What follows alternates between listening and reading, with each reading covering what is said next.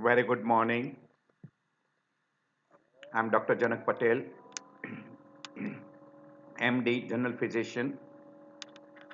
Today we'll be talking on one of the another topic which you will see good number of time in your everyday practice. We call deep vein thrombosis. Now this venous thrombosis is quite common and it can end up with a dangerous complication we call as pulmonary embolism. Then we call as a venous thromboembolism. So we'll be talking on two parts, deep vein thrombosis, which can end up into thromboembolism.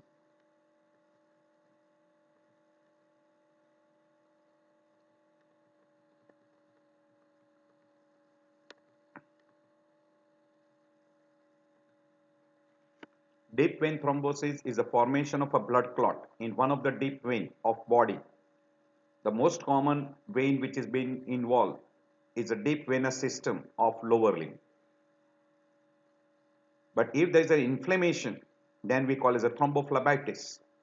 So if there is a formation of thrombus with inflammation, then we call that as thrombophlebitis. And usually thrombophlebitis is always of superficial vein. And it is very common after venous puncture. Phlebothrombosis is thrombus formation with minimal inflammation. And thromboembolism is dislodgement and migration of a thrombus, part of a thrombus, into distal. That is called thromboembolism. And if it is from phlebothrombosis, then it is inflammatory material which can be there. The most common, it is a lower limb, and then it can end up with what we call as a varicose vein also. This is venous thrombosis, usually in a deep vein. So the circulation of perforated veins and superficial vein will be affected and they will become dilated and tortuous. We'll call that as varicose vein. Deep vein thrombosis, most commonly lower limb, usually will begin in a calf muscle deep vein and it will propagate proximally to the popliteal vein, femoral vein and then to iliac veins. Deep vein thrombosis in lower limb is about 10 times more common than upper limb. And in upper limb, it is commonly precipitated by placement of the pacemaker, cardiac cath, internal cardiac defibrillators, wires, indwelling central venous catheters, etc. Superficial venous thrombosis is usually present with erythema, tenderness, and palpable cord-like structure.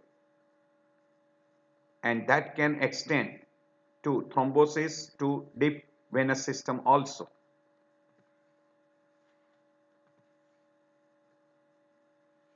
We can classify venous thrombosis into deep vein and superficial vein, upper limb, lower limb, superior vena cava, inferior vena cava, and very odd cerebral venous thrombosis, particularly maybe involving superior sagittal sinus and its connections.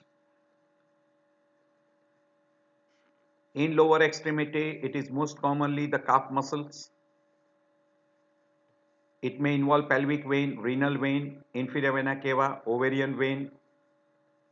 In upper extremity, it can involve upper extremity, subclavian, and even the neck veins. So all this portion can be involved. If we go to the etiology, we call it a Virchow's triad. That is because of venous stasis, classical example, atrial fibrillation, obesity, immobility, pregnancy, etc. We'll be going through some other causes also. And endothelial damage because of trauma, external pressure, IV caustic substance or we call IV fluids or IV injections what is going to produce endothelial damage.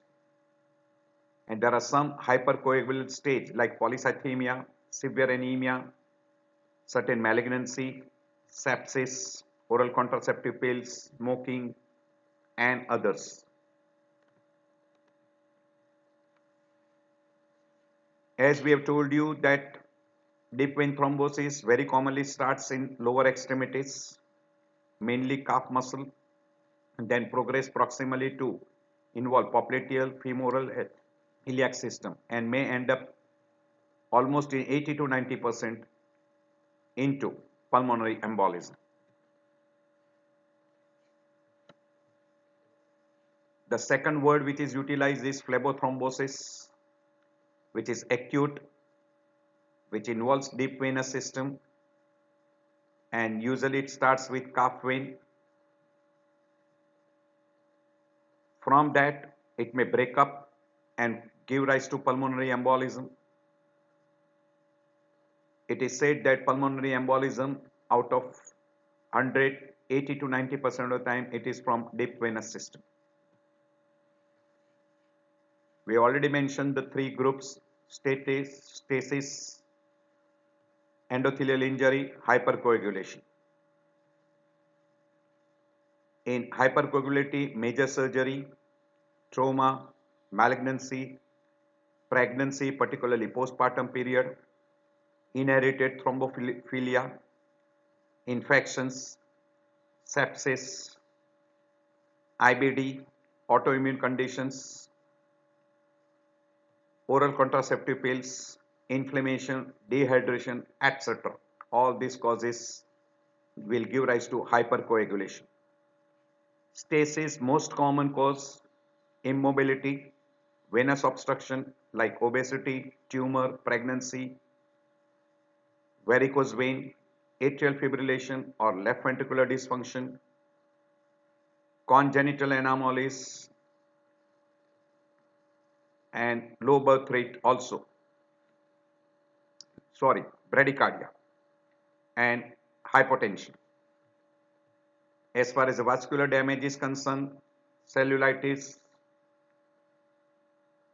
thrombophlebitis, indwelling catheters, particularly pacemaker wires, central venous catheters, heart valves.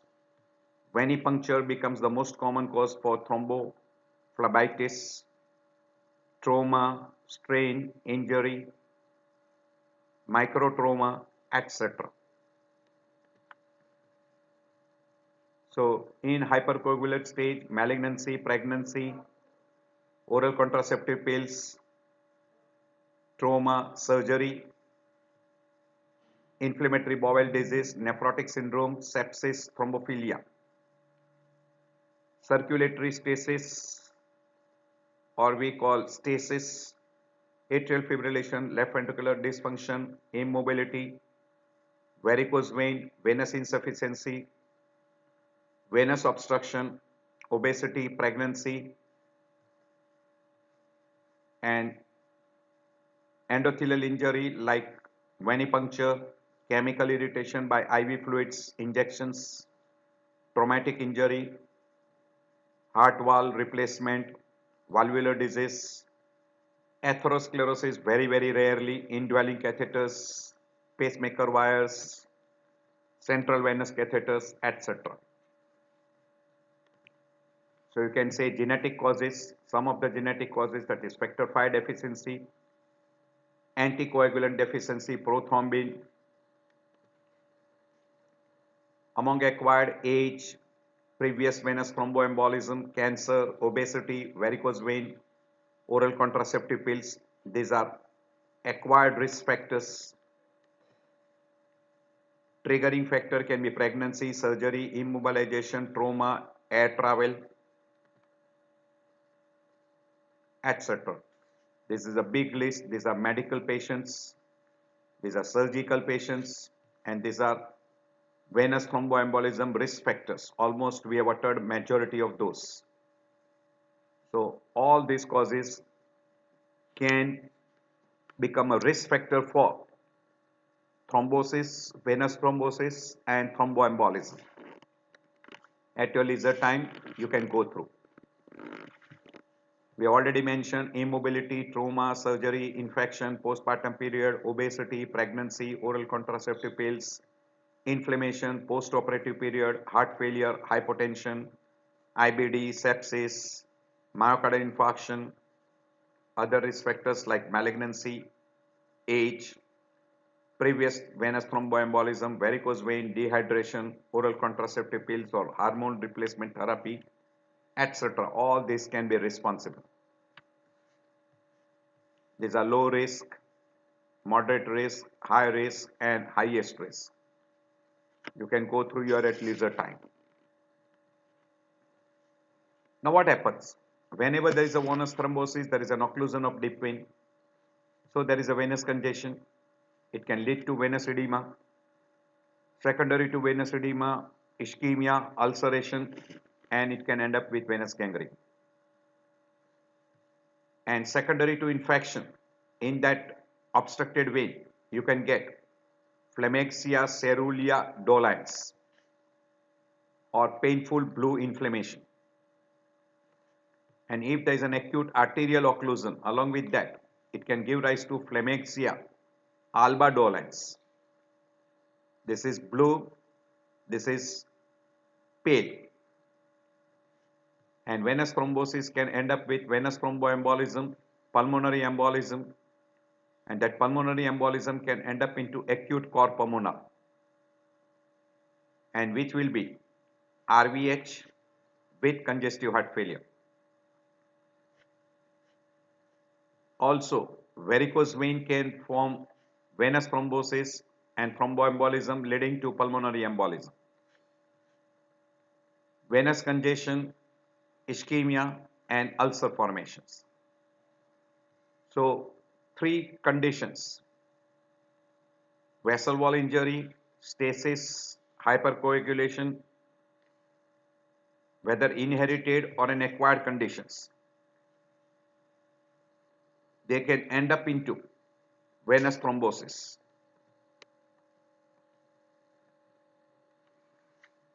So thrombosis can be secondary due to endothelial injury, platelet activation, coagulative system activation, hypercoagulation, and because of stasis. Mainly the vein of calf muscles are most commonly involved. We call as a great saphenous vein, and then it can extend proximally involving popliteal, femoral, and then iliacs. And it can even involve inferior vena cava. So most common involvement is of calf muscle, then it can extend into popliteal, femoral, iliacs, then can extend into IVC. This will be the common, this is normal blood flow, this is a deep vein thrombosis, and this is showing you thromboembolism, dislodgement of a part of a thrombus. And from there it will go to IVC and right atrium, RV, and pulmonary artery, and giving rise to pulmonary embolism. Because of occlusion, increase in venous pressure, decrease venous drainage, dilated tortuous vein, we call as a varicose vein. Classical varicose vein, which will be dilatation of superficial venous system, and this is secondary to venous thrombosis. You can have edema and ischemic changes. Here there is a varicose vein, may or may not be because of deep vein thrombosis, but this is definitely in favor of deep vein thrombosis because there is edema plus inflammation. Now this deep vein thrombosis can recanalize. It can give rise to valvular incompetence, incompetent of perforated vein system, and then it will give rise to what we call as varicose vein. Pressure will be transmitted to superficial vein, varicose vein, release of free radical system, and that can give rise to ischemic damage, and ulceration formation. And this is how the venous thrombus can dislodge, go to right atrium, RV and pulmonary artery and give rise to pulmonary embolism. Venous thromboembolism can end up with pulmonary embolism, pulmonary hypertension. Person can, because of massive embolus, can even get death. And small multiple emboli can give rise to chronic pulmonary embolism. Locally, deep vein insufficiency, post-thrombotic syndrome, and you can get ulcus curis, that is skin changes, typical. You can see this varicose vein and these are the changes in the skin. So, because of major pulmonary embolism, you will have an obstruction and neurohormonal system will be working. So, there will be pressure load which will give rise to RV decompensation, increased RV volume, septal shift, pericardial restriction, decreased LV distensibility, decreased LV preload. Now, because of this decreased LV preload, decreased cardiac output, fall in mean arterial pressure, and that will give rise to decreased RV that can produce ischemia. Increased RV volume can also produce ischemia. There will be increased demand, increased wall tension, but decreased blood supply. And secondary to ischemia, it can give rise to RV decompensation. Also, because of pressure overload, there will be ischemia and decreased RV cardiac output. Because of decreased cardiac RV output, there will be decreased LV preload. All this is a vicious cycle in case of pulmonary embolism. We already discussed in detail in separate video on pulmonary embolism. As far as clinical features is concerned, you will come across what we call as, you can remember this way, this will be trauma, oral contraceptive pills, road traffic accidents, operations, cholecystectomy, malignancy, blood disorders like polycythemia, obesity, old age, major surgery on hip or we call thigh bones, serious illness or sepsis, immobilization, splenectomy. This will be all predisposing factors. What you can see locally, leg swelling, leg pains which increase with walking or standing, visible superficial venous system in the form of a varicose vein, warmness and redness if there is thrombophlebitis, superficial thrombophlebitis, and person will also complain of fatigue.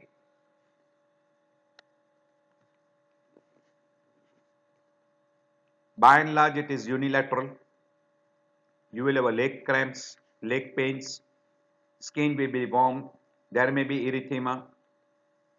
If there is a thrombophlebitis, fever, tenderness on palpation will be very common, particularly in a deep vein thrombosis. So swelling, redness, elevated local temperature and tenderness is the most common. 95% of the patient of which symptom, it is very easy to diagnose a deep vein thrombosis. In 50 to 85% of the patient may be asymptomatic. Homan sign is quite commonly positive, where you get pain on dorsiflexion at ankle,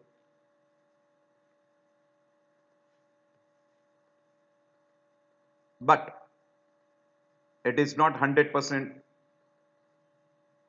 confirmatory test because there is a no 100% sensitivity or specificity. If there is an inferior vena cava involvement along with the deep vein thrombosis, then lower limb will be edematous and cyanotic. If there is a superior vena cava involvement, then you will have a edema of upper extremities, neck, face, etc. And you will have a dilated veins over the shoulder and over the chest, extending into the abdominal region. And the blood flow will be from above downwards in case of superior vena cava. And in case of IVC obstruction, it will be from below upwards. So the most common is pain, tenderness in the calf muscle region, swelling. By and large, it is unilateral. You can have redness, warmness, edema, cyanosis, and Homan signs will be positive. So this is a typical Homan sign will be positive, but while performing this test, you should see that you don't end up with pulmonary embolism because of repeated calf muscle compressions. It thrombus can dislodge and give rise to thromboembolism. So do look for that. In case of acute and chronic, what is the difference? That has been shown here. In acute, there is a loss of compressibility, echolucency, while in case of a chronic, there is increased echolucency. In acute, there is lack of collateral vessels, while there is in a chronic, usually collaterals will be dilated and tortuous. Venous distension will be quite common in acute, but in case of chronic, shrunken fibrous cord-like venous system will be seen without inflammation, while there will be surrounding inflammation will be very frequently present.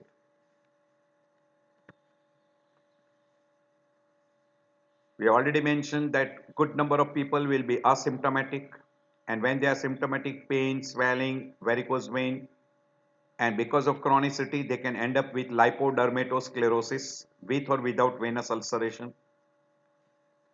You will have a Homan sign positive, Mosses sign positive, and it can end up into phlegmasia caerulea dolens, where it will be blue color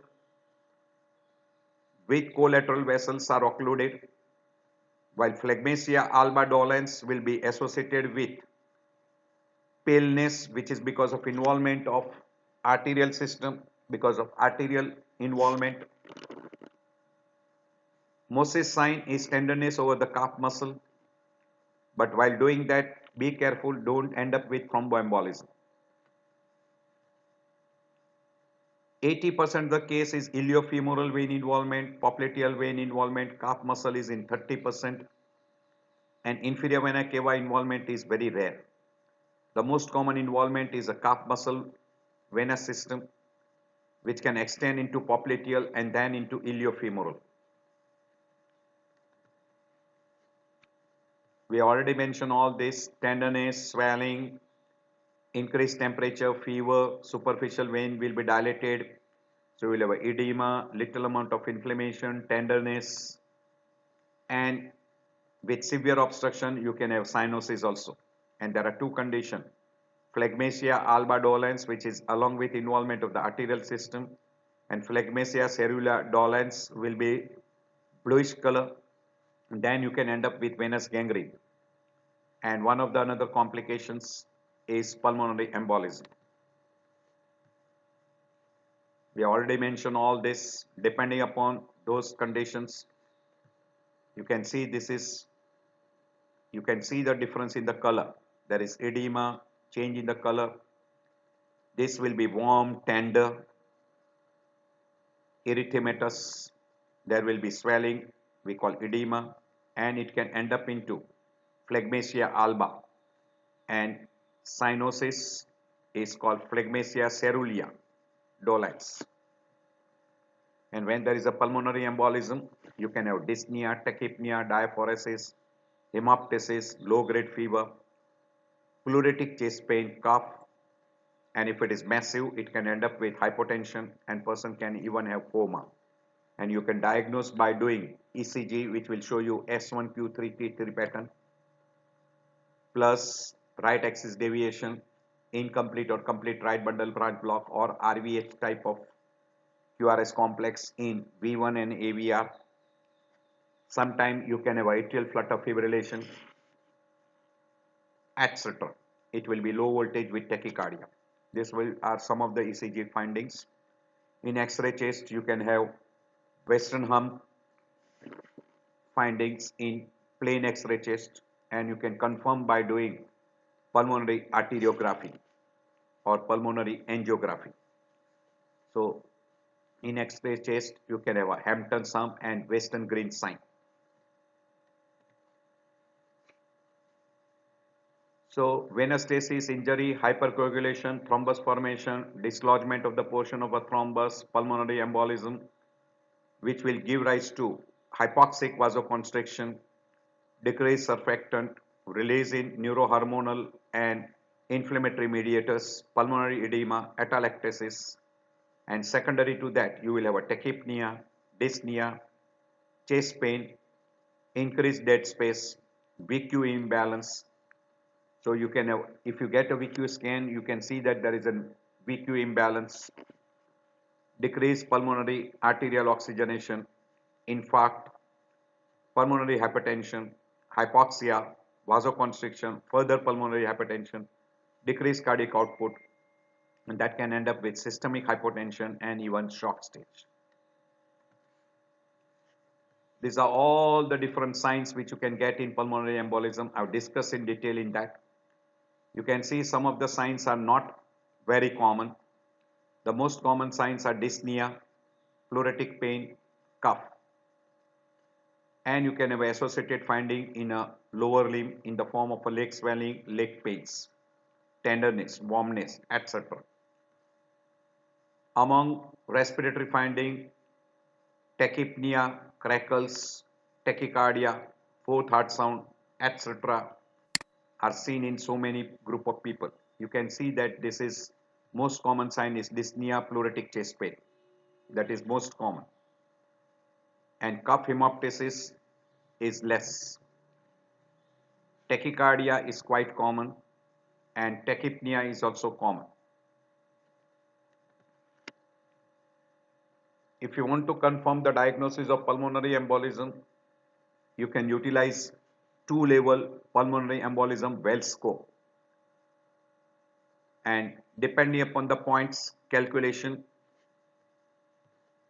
clinical symptom signs of DVT 3 points, and alternative diagnosis is less likely, that also gives 3 points. Tachycardia 1.5, surgery, immobilization for more than 3 days, surgery in previous 4 weeks, 1.5 point or 1.5, previous DVT, previous pulmonary embolism 1.5, hemoptysis 1, malignancy treated or on treatment in past 6 months 1 point, and when you add up all those, if it is more than 4, then it is more in favor of pulmonary embolism, and if it is less than 4, it is less likely to be pulmonary embolism. Very simple, very easy, and you can easily utilize because good number of things are what we call as a clinical findings. So clinical finding, history and clinical finding will give you a good idea by using two-level pulmonary embolism score, or we call Wells score. So you come across, you can see edema, changes, tenderness, Homan sign. You can see this is Cerulina dolens. You can compare with the opposite limb. Redness, swelling, on palpation there will be tenderness, skin changes will be there. You can see the difference. This is superficial thrombophlebitis. You can see the changes, and this can end up with venous gangrene. This is lipodermosclerosis, edema.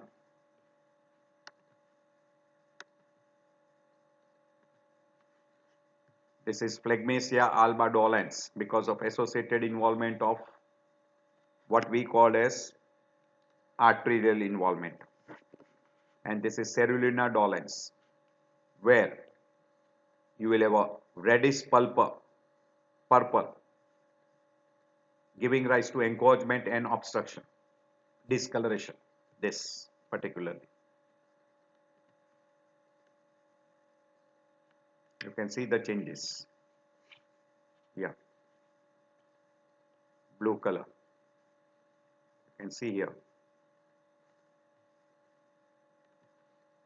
So this is cerulina dolens, ending into venous gangrene. You can see this is venous gangrene, edema and bluish discoloration, venous gangrene. Venous ulcers, they are usually small size, oval ulcer, edge are sloping, painless, usually on medial malleolus or lateral malleolus. Medial malleolus is more common, and surrounding skin is pigmented. There will be lipodermatosclerosis, there will be hemosiderosis, and there will be varicose vein, quite common. Homan sign will be positive, Moses sign or called as a Pratt sign. Then there is a Bancroft sign, Lowell sign, Lowenberg sign. Forget about all this. Remember Homan signs and Moses sign. Two common, these two. This is on movement, that is dorsiflexion of ankle joint, and this is just palpation, squeezing. But while squeezing, see that you don't end up with pulmonary embolism. So if you are interested at leisure time, there are many other signs also. You can go through your at leisure time. That is Homan sign, Lowenberg, Ramirez, Lisker, Lowell, Mikale, Mehler, etc. Most common performed is Homan sign, and second is Moses or Pratt.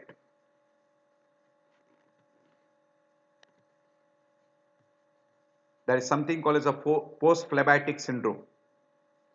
This is a late complication of DVT which occurs after several years of acute event, where you will have a swelling, ulceration, chronic valvular incompetence, edema, and there will be elevated pressure in superficial venous system.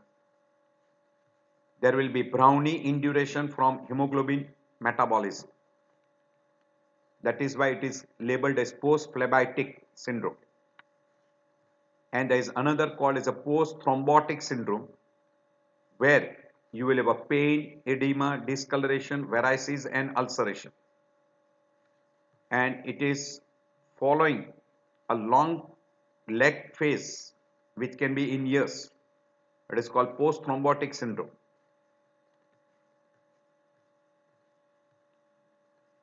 Early catheter removal may reduce the chances of post-thrombotic syndrome, and thromboembolism stockings can also reduce those particular symptoms, and use of graduated compression sleeves can also reduce the incidence of post-thrombotic syndrome. And so these are the three treatments. Early catheter removal as soon as the purpose is done, stockings, and graduated compressive sleeves you can utilize to reduce the chance of post-thrombotic syndrome. This is how you approach in a person with DVT. If there is a high possibility, use directly Doppler ultrasound. If ultrasound is negative, then you can go for D-dimer studies. And if ultrasound is positive, diagnosis of DVT is confirmed. If there is a low possibility, then you can go for a D-dimer study. If D-dimer study is positive, then go for a deep ultrasound, or we call Doppler ultrasounds. And then on an ultrasound, if it is confirmed, you begin the treatment. If it is negative, you can wait for a while. So if D-dimer is negative, usually DVT is ruled out. And if D-dimer is positive, you can repeat an ultrasound again and then start with the treatment. So clinical suspicion, If it is low, go for D-dimer study. If it is high, go for a duplex ultrasound. Positive, start treatment. Negative, you can go for D-dimer test and again repeat duplex. So mainly what is being said is clinical history, good examination, and then you can go for duplex Doppler and D-dimer study. D-dimer study if there is a low possibility, and go directly for duplex ultrasound if there is a high possibility. So same thing shown in a different way. These are all different algorithms which you can go for. And in a person where you are suspecting pulmonary embolism, go for a Wells score. Wells score is very, very important, and if Wells score is positive, then you can go for a D-dimer, and then you can go for a pulmonary angiography, CT pulmonary angiography, or you can go for a VQ scan, etc. So Wells score is very important. Ultrasonography to find out the possibility of deep vein thrombosis, contrast venography, D-dimer level will be helpful, but it can be false positive in many other conditions. Color duplex scan for deep venous thrombosis, and then you can go for pulmonary embolism investigations like X-ray chest where it will show West Green sign and Hampton's hum. You can go for pulmonary angiography with or without CT. ECG may be of some help, and you can also go for a cardiac biomarkers because invariably there will be increased right ventricular pressure leading to BNP elevation, and even N-terminal BNP will be also elevated. To find out the risk factors, antithrombin 3 deficiency, protein C, protein S deficiency, prothrombin, and factor 5 deficiency also. Factor 5 Leiden deficiency. Even homocysteine level, antiphospholipid syndromes, you can go for an antibody study in those groups. Invasive procedures are very rarely required like venography or radiolabel fibrogen study. By and large, the non-invasive study like ultrasound and color duplex, color duplex will be very helpful. Plethysmography with or without MRI can be one of the conditions where it will be helpful. So ultrasonography with color duplex is very helpful. MRI CT scan is mainly when you are planning for some surgical intervention. So ultrasonography with color duplex is very helpful. So this is the most important study. It can detect where is the obstruction, how severe is the obstruction, etc. Venography to find out the different venous system involvement, particularly in IVC thrombosis and iliac veins. You can use either CT or MRI study. So CT or MRI is included. Venography, again I have told you that it will be very helpful if you are suspecting iliac's IVC obstructions involvement, etc. In those groups it will be helpful.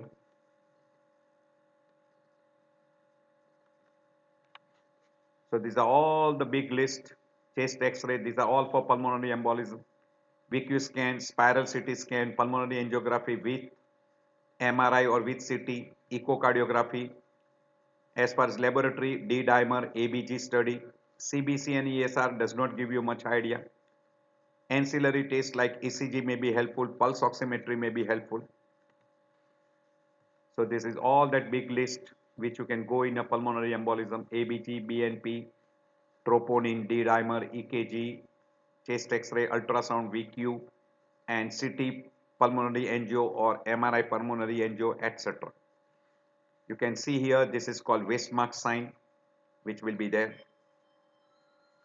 where you get oligemia of right lower limb, occlusion of a large lobar or segmental artery,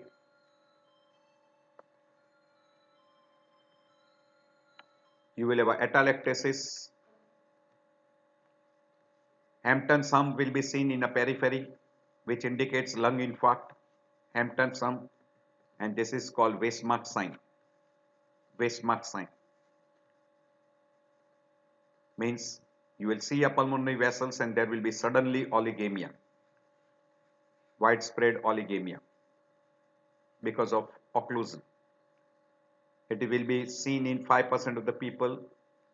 Atelectasis is almost in 68% of the people. Hampton sum you can see in good number of people.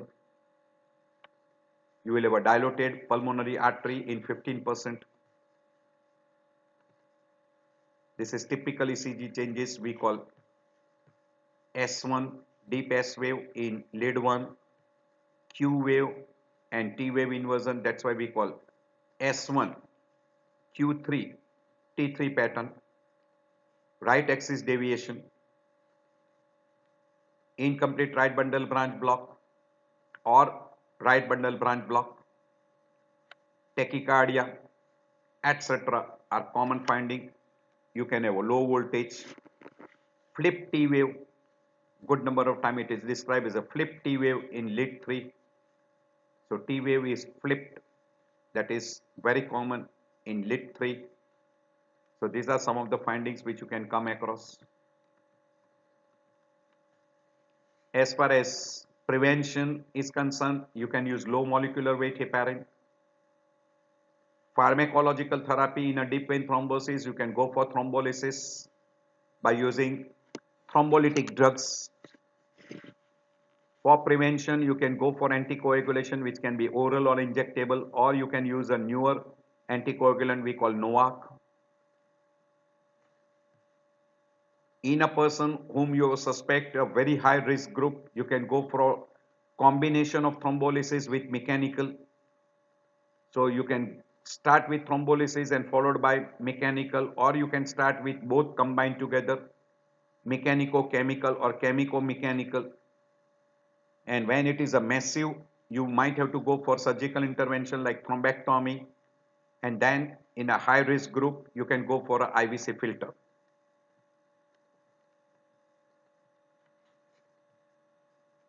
Bed rest, gentle food and leg exercise, adequate fluid intake, avoid deep palpation. You can start with prophylaxis against DVT and treatment for DVT if there is already established DVT. You can use anticoagulation, thrombolytic therapy, surgical intervention, filter, compression stocking, etc. depending upon how severe the disease is. In prophylaxis, identify the person who are at risk and severity of risk like mild, moderate and severe. Prevent dehydration.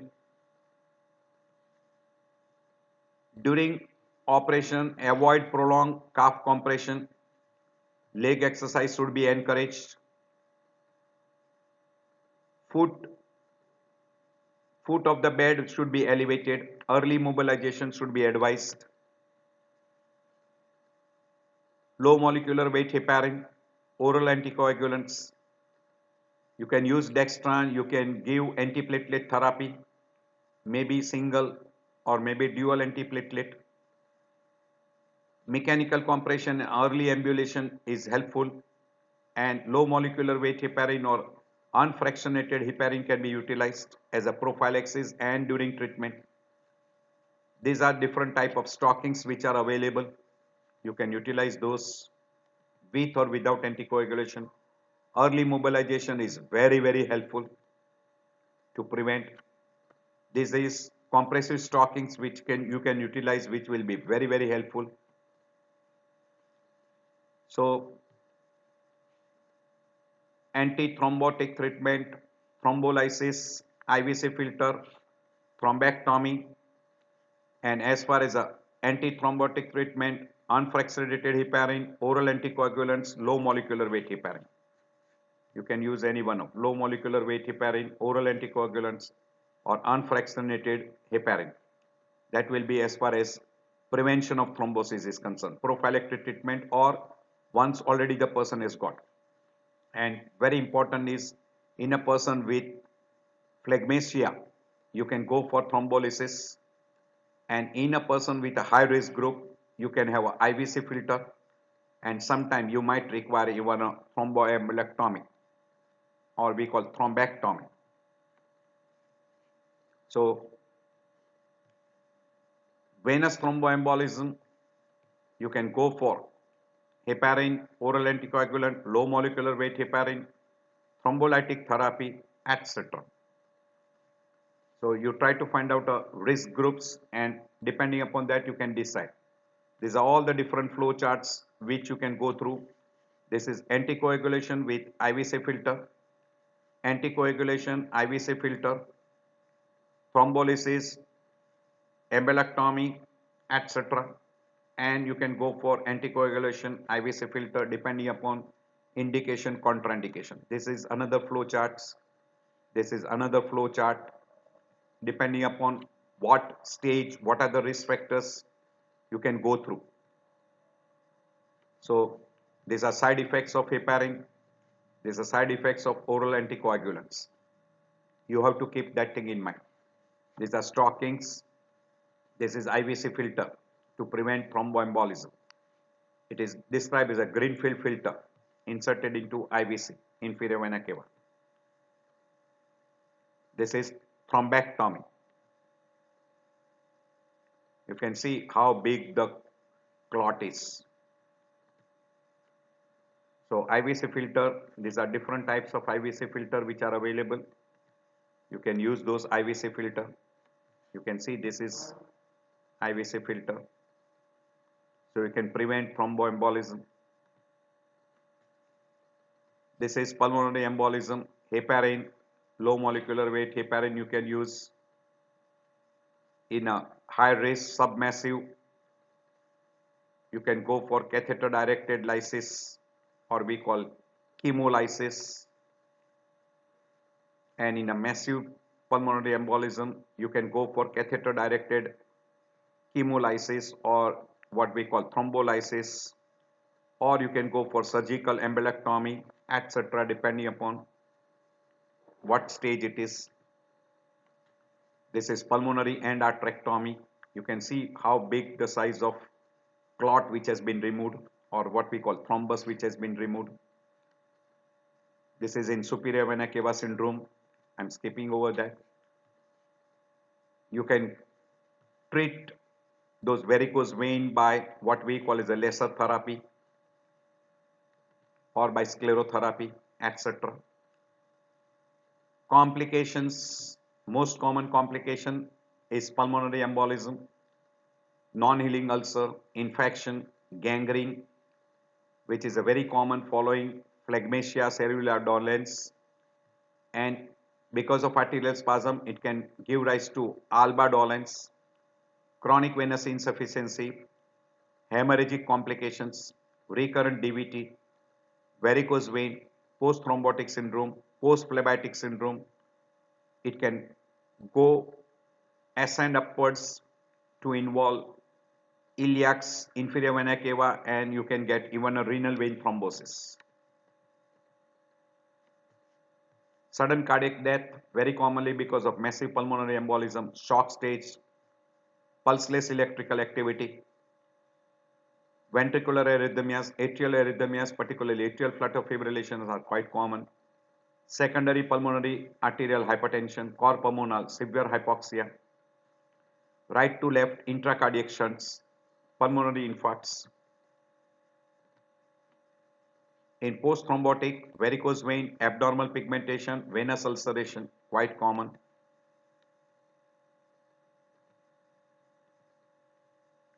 Varicose vein, this is pigmentation, and this is venous ulcer. And you can see this varicose vein, pigmentation, and ulcer. Conclusion: DVT is a silent killer. Pulmonary embolism is the most common and dangerous complications. Equal incidence in medical and surgical sites. Prophylaxis is the only way out. Heparin, low molecular weight heparins, and other effective therapies should be started as early as possible. Early mobilization is the best. Pneumatic devices also we call sequential compressive therapy will be very helpful. So I end my lecture here. I hope this lecture will be helpful to you. You will see good number of times this group of people in your everyday practice. If you diagnose them early, you can prevent complications and high mortality.